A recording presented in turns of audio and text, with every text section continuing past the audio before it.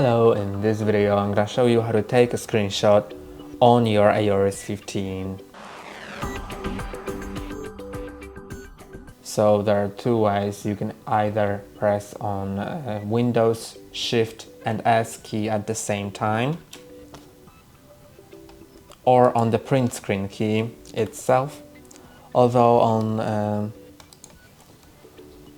on some configurations you'll need to click on FN and print screen at the same time, so it just depends on your setup, but usually it'll be the print screen itself and or the Windows Shift S, so it's just based on your preference.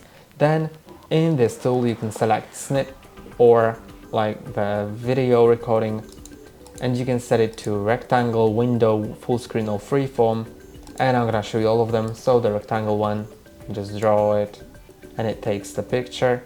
You can click on the notification, but you don't need to because it's automatically copied to your clipboard and also saved to screenshots folder. So let's go to the screenshots folder.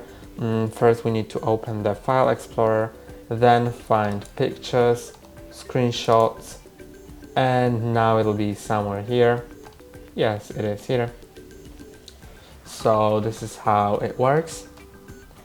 Now let's take a window screenshot. So before we do it, we need to open any window, then click on window and hover over the window that you want to screenshot, then click on it, and now it'll take it. You can also click on the notification whenever you want to, for example, edit it, so you can draw on it and also use the other tools, also erase it, whatever you want, and then you can save it or copy it after editing, and that's how snipping tool works. Then you can also take a full screen, so when you select full screen it automatically takes it.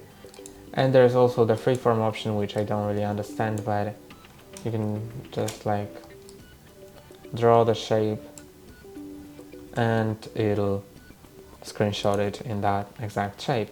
So that's all for today. Don't forget to like and subscribe. See you next time.